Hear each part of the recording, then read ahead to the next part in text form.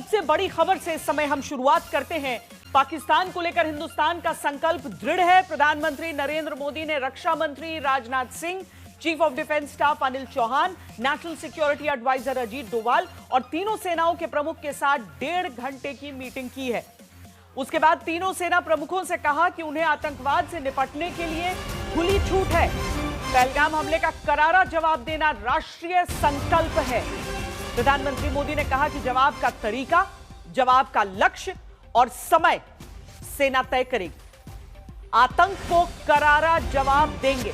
ये बड़ी बैठक जो अब से कुछ देर पहले संपन्न हुई है, लगभग 1.5 घंटे की इस बैठक में तमाम उन मुद्दों पर चर्चा हुई है जो पाकिस्तान को जवाब देने के लिए आवश्यक है।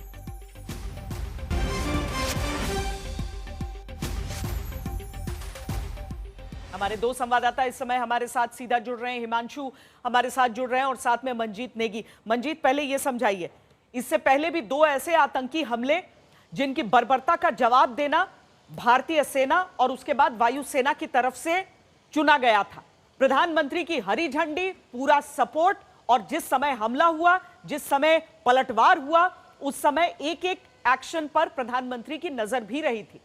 हम समझ सकते हैं जिस तरह की यह बैठक है जो सामने आई है और वहां पर यह कहना कि सेनाओं को खुली छूट है, उसी की वानगी। मंजीत, बिल्कुल बड़ा श्वेता, एक बड़ा संदेश देने की कोशिश है और पिछले अगर 5 दिनों में देखें तो अब तक की ये सबसे बड़ी बैठक कही जा सकती है, जिसमें सीधे तौर पर 4 वर्दीधारी लोग नजर आए। सीडीएस जनरल अनिल चौहान, सेना प्रमुख जनरल उपेंद्र द्विवेदी, एडमिरल दिनेश त्रिपाठी और air chief marshal AP Singh.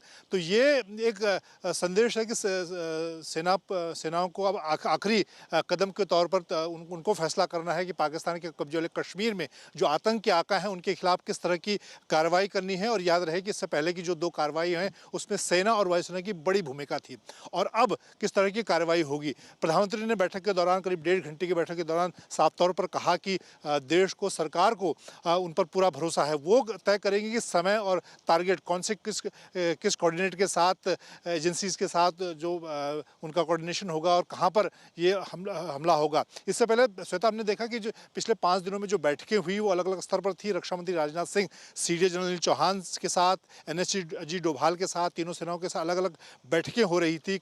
रविवार के दिन भी उन्होंने सीडीएस जनरल अनिल चौहान को बुलाया।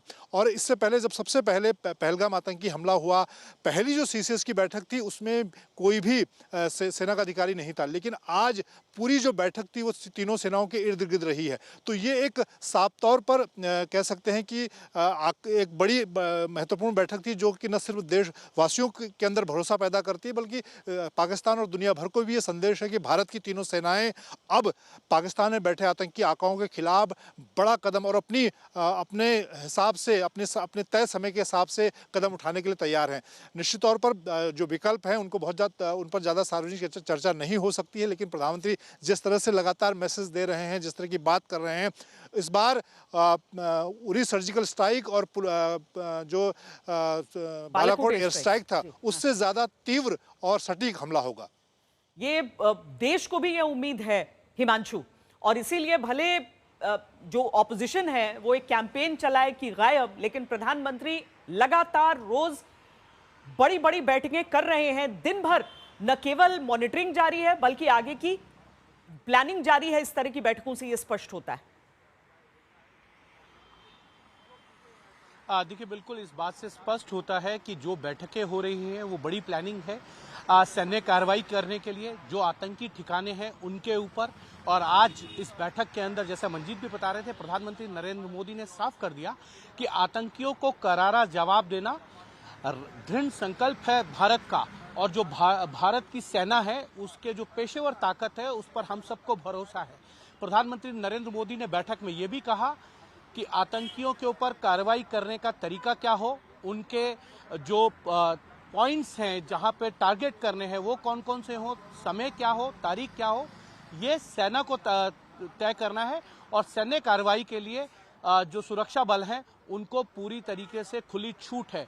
यानी कि जो देश इंतजार कर रहा था कि सैन्य कार्रवाई आतंकियों और उनके सरगनाओं पर कब होगी, उसका समय अब धीरे धीरे नजदीक आता नजर आ रहा है। जिस तरीके से आज 1.5 घंटे की बैठक के बाद जो हम लोगों को सरकारी सूत्रों के हवाले से खबर मिली है उसमें साफ हो गया कि सेना को खुली छूट दे दी गई है, जाइए आतंकी ठिकानों पे, उनके सरगनाओं पर वो कार्रवाई कीजिए कि आज के बाद इस तरीके की घटना को जो है अंजाम ना दे सके। क्योंकि प्रधानमंत्री नरेंद्र मोदी ने जिस दिन पहलगाम में अटैक हुआ उसके बाद सीसीएस की बैठक ली 5